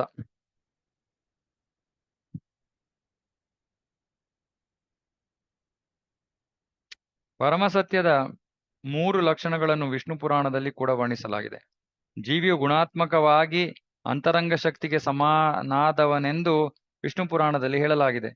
ಹೀಗಿರುತ್ತಾ ಬಹಿರಂಗ ಶಕ್ತಿಯನ್ನು ಸರ್ವ ಕಾರಣಗಳ ಕಾರಣನು ಪರೋಕ್ಷವಾಗಿ ನಿಯಂತ್ರಿಸುತ್ತಾನೆ.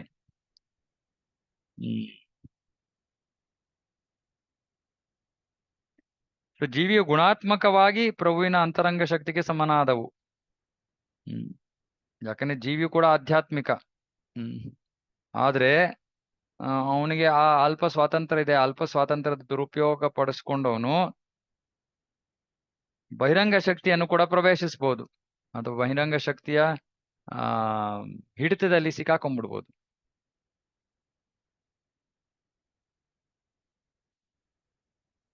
ಮಾಯಾಶಕ್ತಿಯು ಜೀವಿಯನ್ನು ತಪ್ಪುದಾರಿಯಲ್ಲಿ ಕೊಂಡೊಯ್ಯುತ್ತದೆ.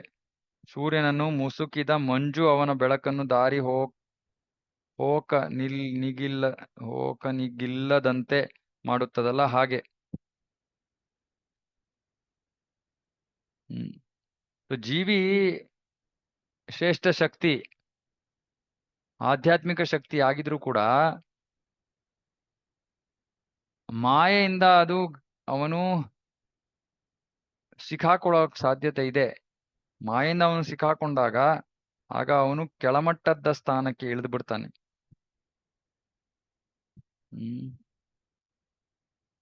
ಮತ್ತೆ ಮಾಯೆ ಜೀವನ ತಪ್ಪದಾರಿಯಲ್ಲಿ ಕರ್ಕೊಂಡು ಹೋಗ್ತಾಳೆ. ತಪ್ಪದಾರಿ ಅಂದ್ರೆ ಭಗವಂತನಿಂದ ವಿರುದ್ಧ ದಿಕ್ಕಿನಲ್ಲಿ ಕರ್ಕೊಂಡು ಹೋಗುತ್ತಾಳೆ. ಪ್ರಭುವಿನ ವಿಭಿನ್ನಾಂಶರಾದ ಜೀವಿಗಳನ್ನು ಒಳಗೊಳ್ಳುವ ತಟಸ್ಥ ಶಕ್ತಿಗಿಂತ ಮಾಯಾಶಕ್ತಿಯು ಗುಣಾತ್ಮಕವಾಗಿ ಕೆಳಮಟ್ಟದ್ದು. ಯಾಕಂದ್ರೆ ಮಾಯಾಶಕ್ತಿ ಬಹಿರಂಗ ಶಕ್ತಿ, ಜೀವಿ ಅಂತರಂಗ ಶಕ್ತಿ. ಬಹಿರಂಗ ಶಕ್ತಿ ಅಂತರಂಗ ಶಕ್ತಿಗಿಂತ ಕೆಳಮಟ್ಟದಲ್ಲಿರುವಂಥದ್ದು. ಆದರೂ ಕೂಡ ಆ ಕೆಳಮಟ್ಟದ ಶಕ್ತಿಯ ಉನ್ನತ ಮಟ್ಟದ ಶಕ್ತಿಯನ್ನು ಆವರಿಸ್ಬಿಟ್ಟಿದೆ. ಇದಕ್ಕೆ ಕಾರಣ ನಮ್ಮ ಭೌತಿಕವಾಗಿ ನಾವು ಆನಂದಿಸಬೇಕು, ಭಗವಂತನ ದೂರ ಇದ್ದು ಆನಂದಿಸಬೇಕು ಅನ್ನೋ ಒಂದು ಆಸೆ. ಅದೇ ಕಾರಣ. ಎಷ್ಟು ಪ್ರಬಲವಾದ ಕಾರಣ ನೋಡಿ. ಶ್ರೇಷ್ಠ ಶಕ್ತಿ ಕೆಳಮಟ್ಟದ ಶಕ್ತಿಯಿಂದ ಆವೃತವಾಗುವಷ್ಟು ಪ್ರಬಲವಾದ ಆಸೆ, ಅದು ಕಾರಣ.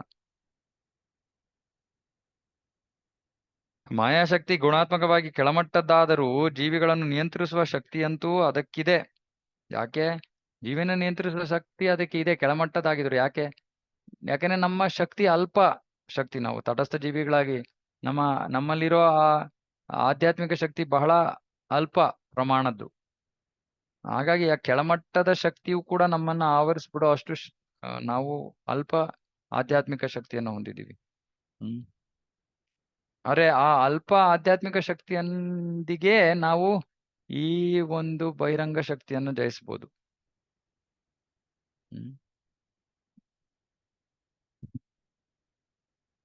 ಮಂಜು ಯಾವುದೋ ಒಂದು ನಿರ್ದಿಷ್ಟ ಕಾರ್ಯಕ್ಕೆ ಅಡಚಣೆ ಉಂಟು ಮಾಡಿದರೂ ಸೂರ್ಯನನ್ನೇ ಮುಚ್ಚಿಬಿಡುವುದದ್ದು ಸಾಧ್ಯ ಇಲ್ಲ. ಮಾಯಾಶಕ್ತಿಯಿಂದ ಆವೃತರಾದ ಜೀವಿಗಳು ಬೇರೆ ಬೇರೆ ಜೀವಜಾತಿಗಳಲ್ಲಿ ವಿಕಸಿಸುತ್ತಾರೆ. ಅವರ ಶರೀರಗಳ ವ್ಯಾಪ್ತಿ ಒಂದು ಪುಟ್ಟ ಇರುವೆಯಿಂದ ಹಿಡಿದು ಜಗತ್ತನ್ನು ನಿರ್ಮಿಸಿದ ಬ್ರಹ್ಮನದವರೆಗೂ ಮುಟ್ಟಬಹುದು. ನಿರಾಕಾರ ದೃಷ್ಟಿಯ ಪ್ರಧಾನವು ಸಕಲ ಕಾರಣಗಳಿಗೂ ಪ್ರಮುಖ ಕಾರಣ. ಪರಮಪ್ರಭುವಲ್ಲದೆ ಬೇರೆ ಯಾರೂ ಅಲ್ಲ. ಅಂತರಂಗ ಶಕ್ತಿಯಲ್ಲಿ ಇದೇ ಪ್ರಭುವನ್ನು ವ್ಯಕ್ತಿಯು ಪ್ರತ್ಯಕ್ಷವಾಗಿಯೇ ನೋಡಬಹುದು. ಅಂತರಂಗ ಶಕ್ತಿಯಲ್ಲಿ, ಬಹಿರಂಗ ಶಕ್ತಿಯಲ್ಲಿ ಕಾಣೋದಿಲ್ಲ. ಪ್ರಭು ತನ್ನ ಅನೂಹ್ಯ ಶಕ್ತಿಯಿಂದ ಸರ್ವವ್ಯಾಪಿ ರೂಪವನ್ನು ಪಡೆದುಕೊಳ್ಳುತ್ತಾನೆ. ಅಂತರಂಗ, ಬಹಿರಂಗ ಹಾಗೂ ತಟಸ್ಥ ಈ ಮೂರು ಶಕ್ತಿಗಳು ಸಾರದಲ್ಲಿ ಅಂತಿಮವಾಗಿ ಒಂದೇ ಆದರೂ ಕಾರ್ಯತಃವು ಬೇರೆ ಬೇರೆಯವು. ವಿದ್ಯುತ್ ಶಕ್ತಿಯು ಬೇರೆ ಬೇರೆ ಸಂದರ್ಭಗಳಲ್ಲಿ ಶಾಖ ಮತ್ತು ಶೀತಗಳನ್ನು ಹೇಗೆ ಉತ್ಪಾದಿಸಬಲ್ಲದೋ ಇದು ಹಾಗೆ ಬಹಿರಂಗ ಹಾಗೂ ತಟಸ್ಥ ಶಕ್ತಿಗಳಿಗೆ ವಿವಿಧ ಸಂದರ್ಭಗಳಲ್ಲಿ ಆ ಹೆಸರು ಬರುತ್ತದೆ. ಆದರೆ ಮೂಲ ಅಂತರಂಗ ಶಕ್ತಿಗೆ ಇಂತಹ ಷರತ್ತುಗಳು ಅನ್ವಯಿಸುವುದಿಲ್ಲ. ಅಷ್ಟೇ ಅಲ್ಲ, ಬಹಿರಂಗ ಶಕ್ತಿಯ ಅವಸ್ಥೆಗಳು ತಟಸ್ಥ ಶಕ್ತಿಯಲ್ಲಿ ಉಳಿಯುವುದೂ ಸಾಧ್ಯವಿಲ್ಲ. ಇದಕ್ಕೆ ವ್ಯತಿರಿಕ್ತವಾದದ್ದು ಸಂಭವಿಸುವುದೂ ಸಾಧ್ಯವಿಲ್ಲ. ಪರಮಪ್ರಭುವಿನ ಈ ಎಲ್ಲಾ ಶಕ್ತಿಗಳ ಸಂಕೀರ್ಣತೆಯನ್ನು ಅರ್ಥ ಮಾಡಿಕೊಳ್ಳಬಲ್ಲನು ಮುಂದೆಂದೂ ಪ್ರಯೋಗಸಿದ್ಧ ನಿರಾಕಾರವಾದಿಯಾಗಿ ಉಳಿಯುವುದು ಸಾಧ್ಯವಿಲ್ಲ. ಇಲ್ಲೇನ್ ಹೇಳ್ತಾ ಇದಾರೆ, ಅಂತರಂಗ ಶಕ್ತಿ ಬಹಿರಂಗ ಶಕ್ತಿ ಕೆಳಮಟ್ಟದ್ದು, ಅಂತರಂಗ ಶಕ್ತಿ ಶ್ರೇಷ್ಠವಾದದ್ದು. ತಟಸ್ಥ ಶಕ್ತಿ ಅಂತರಂಗ ಶಕ್ತಿಯಲ್ಲಾದ್ರೂ ಇರ್ಬೋದು, ಬಹಿರಂಗ ಶಕ್ತಿಯಲ್ಲಾದ್ರೂ ಇರ್ಬೋದು. ಆ ತಟಸ್ಥ ಶಕ್ತಿ ಬಹಿರಂಗ ಶಕ್ತಿಯನ್ನು ಸ್ವೀಕಾರ ಮಾಡಿಕೊಂಡು ಬಹಿರಂಗ ಶಕ್ತಿಯಲ್ಲಿ ನೆಲೆಗೊಂಡಾಗ ಆ ಕೆಳಮಟ್ಟದ ಶಕ್ತಿ ಬಹಿರಂಗ ಶಕ್ತಿ ಅವನನ್ನ ಆವರಿಸ್ಬಿಡತ್ತೆ. ಯಾಕೆ? ಅವನ ಶಕ್ತಿ ಬಹಳ ಅಲ್ಪದ್ದು, ಅವನು ಬಹಳ ಮಾಯೆಯಲ್ಲಿ ಅವನು ಸಿಕ್ಕಾಕೊಂಡ್ಬಿಟ್ಟಿದ್ದಾನೆ. ಹಾಗಾಗಿ ಅವನನ್ನು ಎಲ್ಲಾ ಕಡೆಯಿಂದಾನು ಅದು ಆವರಿಸ್ಬಿಟ್ಟಿದೆ. ಆ ಒಂದು ಆವರಣದಿಂದ ಆ ಪ್ರಬಲ ಉನ್ನತ ಮಟ್ಟದ ಶಕ್ತಿ ಬಹಳ ದುರ್ಬಲವಾಗೋಗುತ್ತೆ. ದುರ್ಬಲವಾಗಿ ಹೋಗಿ ಈ ಭೌತಿಕ ಜಗತ್ತಿನಲ್ಲಿ ಈ ದೇಹ ನಾನು ಅನ್ನೋ ಒಂದು ಮಟ್ಟಕ್ಕೆ ಇಳಿದು ಬಿಡುತ್ತೆ. ಇದು ಬಹಳ ಮುಖ್ಯವಾದದ್ದು. ಯಾಕಂದ್ರೆ ನಿಜವಾಗ್ಲೂ ನಾವು ಈ ಭೌತಿಕ ಜಗತ್ತಿನಲ್ಲಿ ಇರೋದಕ್ಕೆ ಯೋಗ್ಯ ಅಂದ್ರೆ ಇಲ್ಲಿ ಯೋಗ್ಯರಲ್ಲ. ಇದು ನಮಗೆ ಸರಿಯಾದ ಸೂಕ್ತವಾದ ಜಾಗವಲ್ಲ. ಅರೆ ನಾವಿಲ್ಲಿ ಭೋಗಿಸೋದಕ್ಕೆ ಬಂದಿರೋದ್ರಿಂದ ಒಬ್ಬ ಯಾರೋ ಬಹಳ ಶ್ರೇಷ್ಠ ಜೀವಿ ಒಂದು ಜೈಲಿನಲ್ಲಿ ಆನಂದವನ್ನ ಅನುಭವಿಸೋಕ್ಕೆ ಪ್ರಯತ್ನಿಸೋದಕ್ಕೆ ಇದನ್ನ ಹೋಲಿಸ್ಬೋದು. ಅವನು ಬಹಳ ಶ್ರೇಷ್ಠ ಜೀವಿ. ಅವನ ಹೊರಗಡೆ ಇದ್ಕೊಂಡೇ ಅವನು ಚೆನ್ನಾಗಿ ಆರಾಮವಾಗಿ ಸಂತೋಷವಾಗಿ ಜೀವನ ಮಾಡ್ಬೋದು. ಆದ್ರೆ ಅಜ್ಞಾನದಲ್ಲಿ ಇದ್ಕೊಂಡು ಅವನು ಯೋಚನೆ ಮಾಡ್ತಾ ಇದ್ದಾನೆ, ಇಲ್ಲ ನಾನು ಜೈಲಲ್ಲೇ ನಾನು ಚೆನ್ನಾಗಿ ಜೀವನ ಮಾಡ್ಬೇಕು ಅಂತ. ಇಂಥ ಹುಚ್ಚು ಒಂದು ಅದಕ್ಕೆ ನಮ್ಮ ಸ್ಥಾನವನ್ನು ಹೋಲಿಸ್ಕೋಬಹುದು. ಹಾಗಾಗಿ ನಿಜವಾಗ್ಲೂ ನಾವು ಇಲ್ಲಿ ಇರೋ ಅವಶ್ಯಕತೆ ಇಲ್ಲ. ಅದು ಸುಮ್ಮನೆ ನಮ್ಮ ಹುಚ್ಚು ಅಷ್ಟೇ. ಆ ಹುಚ್ಚಿನಿಂದಾಗಿ ನಾವು ಈ ಭೌತಿಕ ಜಗತ್ತಿನಲ್ಲಿ ಉಳಿದಿದ್ದೀವಿ. ಇಲ್ಲಿ ಇನ್ನೂ ಹೋಗ್ಸಕ್ಕೆ ಪ್ರಯತ್ನ ಮಾಡ್ತಾ ಇದ್ದೀವಿ. ಭಕ್ತಿಗೆ ಬಂದಿದೀವಿ, ಆದ್ರೂ ಭಕ್ತಿಯನ್ನ ಗಂಭೀರವಾಗಿ ಸ್ವೀಕಾರ ಮಾಡ್ತಾ ಇಲ್ಲ. ಇದೆಲ್ಲಕ್ಕೂ ಕಾರಣ ಈ ಹುಚ್ಚುತನ. ಈ ಹುಚ್ಚುತನ ಇರೋದ್ರಿಂದ ಉನ್ನತ ಮಟ್ಟದ ಶಕ್ತಿ ಆಗಿದ್ರೂ ಕೂಡ ನಾವು ಈ ಕೆಳಮಟ್ಟದ ಶಕ್ತಿಯ ಹಿಡಿತದಲ್ಲಿ ಸಿಕ್ಕಾಕೊಂಡ್ಬಿಟ್ಟಿದೀವಿ.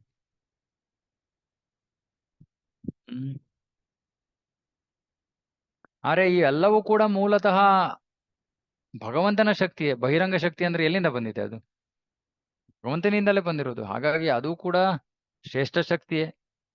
ಆದ್ರೆ ಅದರ ಒಂದು ಕಾರ್ಯ ಬೇರೆ, ಕೆಳಮಟ್ಟದ ಕಾರ್ಯವನ್ನು ಕೊಟ್ಟಿದ್ದಾನೆ ಭಗವಂತ ಅದಕ್ಕೆ. ಹಾಗಾಗಿ ಅದು ಬಹಿರಂಗ ಶಕ್ತಿ ಅಥವಾ ಕೆಳಮಟ್ಟದ ಶಕ್ತಿ ಅಂತ ಅದನ್ನ ಕರಿತೀವಿ. ಆದ್ರೆ ಎಲ್ಲವೂ ಕೂಡ ಮೂಲತಃ ಭಗವಂತನಿಂದ ಬಂದಿರೋದು. ಹಾಗಾಗಿ ಮಾಯೆ ಅಂದ್ರೆ ಏನು? ಭಗವಂತನನ್ನ ನೋಡದೆ ಇರೋದು ಮಾಯ. ಎಲ್ಲವೂ ಭಗವಂತನಿಂದ ಬಂದಿದೆ, ಭಗವಂತನ ಸೇವೆಗಾಗಿ ಉಪಯೋಗಿಸ್ಬೇಕು ಅನ್ನೋದನ್ನ ನೋಡದೇ ಇದ್ರೆ ಅದು ಮಾಯೆ. ಅರೆ ಆ ಬಹಿರಂಗ ಶಕ್ತಿಯು ಕೂಡ ಭಗವಂತನಿಂದಲೇ ಬಂದಿರೋದು. ಅದಕ್ಕೆ ಕೃಷ್ಣ ಭಗವದ್ಗೀತೆಯಲ್ಲಿ ಅದು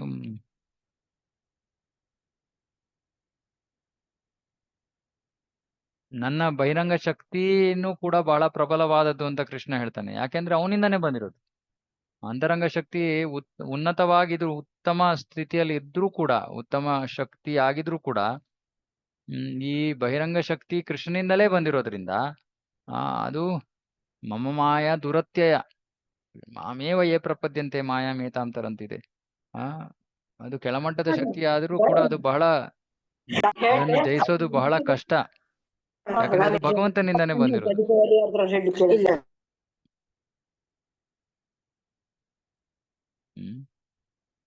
ಹಾಗಾಗಿ ಈ ವಿಷಯಗಳನ್ನ ನಾವು ಅರ್ಥ ಮಾಡ್ಕೋಬೇಕು. ಯಾಕೆ ಅರ್ಥ ಮಾಡ್ಕೋಬೇಕು? ನಾವು ಈ ದೇಹ ಅಲ್ಲ, ನಾವು ಆತ್ಮ. ಆತ್ಮ ಆಗಿ ಬಹಳ ಶ್ರೇಷ್ಠ ಸ್ಥಾನ ನಮ್ದು. ಭೌತಿಕ ಜಗತ್ತಿನಲ್ಲಿ ಇಲ್ಲಿ ಕೊಳೆಯೋದು ನಮ್ಮ ಸ್ಥಿತಿ ಅಲ್ಲ.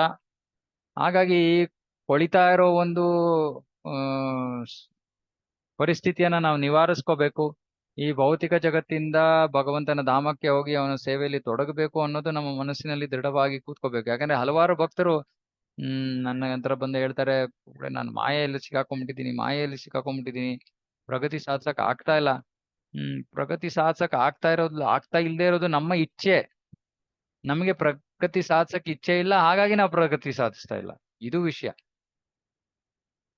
ಯಾರು ನಮ್ಮನ್ನ ತಡೆ ಹಿಡ್ದಿಲ್ಲ, ನಾವೇ ನಮ್ಮನ್ನ ತಡೆ ಹಿಡ್ಕೊಂಡಿದೀವಿ. ಹೌದು, ಸ್ವಲ್ಪ ಮಟ್ಟಿಗೆ ನಮ್ಮ ಕರ್ಮಫಲ ಅದು ಇದು ಅಂತ ನಾವು ಹೇಳ್ಬೋದು. ಆದ್ರೆ ಅದೆಲ್ಲಕ್ಕೂ ಪರಿಹಾರ ಇದೆ.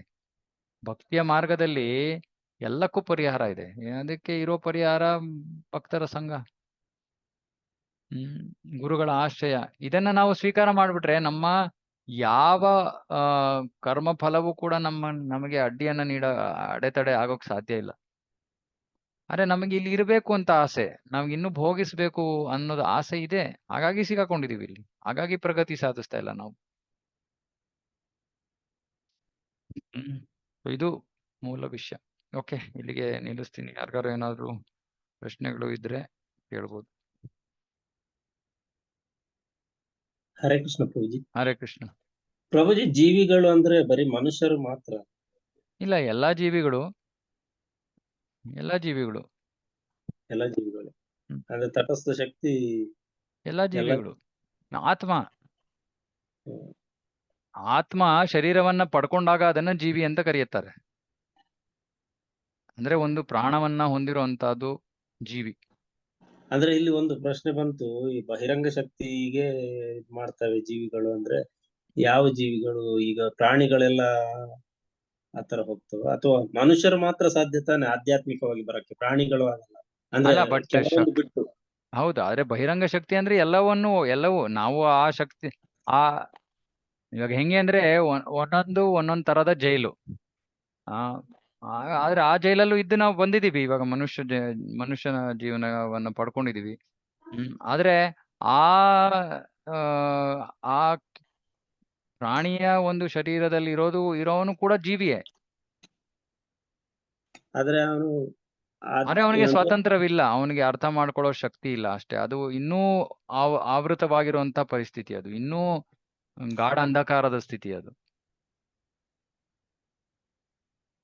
ಪ್ರಶ್ನೆ ಏನ್ ಹೇಳಿ ನಿಮ್ದು? ಅಂದ್ರೆ ಜೀವಿಗಳು ಈಗ ಭಗವಂತನ ಬಹಿರಂಗ ಶಕ್ತಿ ಕಡೆಗೂ ಹೋಗ್ಬೋದು ಅಥವಾ ಅಂತರಂಗ ಶಕ್ತಿ ಕಡೆಗೂ ಹೋಗ್ಬೋದು ಅನ್ನೋದು ಇರುವಾಗ, ಆದ್ರೆ ಎಲ್ಲಾ ದೇಹಗಳಲ್ಲಿ ಅಲ್ಲ, ಎಲ್ಲ ದೇಹಗಳಲ್ಲಿ ಅಲ್ಲ, ಮನುಷ್ಯ ದೇಹದಲ್ಲಿ ಮಾತ್ರ.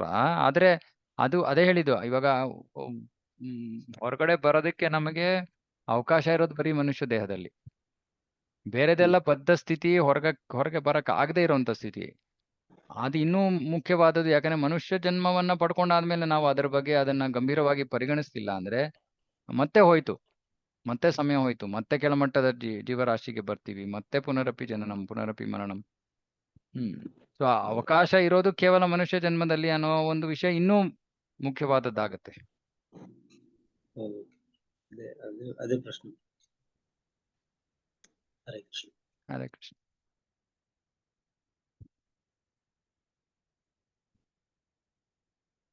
ಓಕೆ, ಈ ಕೆಲವು ಅಧ್ಯಾಯಗಳು ನಾನು ಮುಂಚೆನೆ ಹೇಳಿದ್ನಲ್ಲ, ಬಹಳ ತಾತ್ವಿಕ ವಿಷಯಗಳು. ಸೊ ಪ್ರಶ್ನೆಗಳನ್ನ ಕೇಳಿದ್ರೆ ನೀವು ವಿಷಯ ಇನ್ನೂ ಒಂದು ಸ್ವಲ್ಪ ಸ್ಪಷ್ಟ ಆಗ್ಬೋದು. ಓಕೆ, ಮುಗ್ಸೋಣ? ಹರೇ ಕೃಷ್ಣ. ಹರೇ ಕೃಷ್ಣ ಮಾತಾಜಿ. ಪ್ರಭು, ನಮ್ಮ ನಂಬರ್ ಅನ್ನ ದಯವಿಟ್ಟು ಮಾತಾಜಿ ಕೇಳಿಸ್ತಾ ಇಲ್ಲ ಮಾತಾಜಿ ನೀವು. ಪ್ರಭು, ಇವಾಗ ಕೇಳಿಸ್ತಾ ಇದ್ದೇನೆ ಪ್ರಭು? ಸ್ವಲ್ಪ ಲೋ ಆಗೇ ಇದೆ.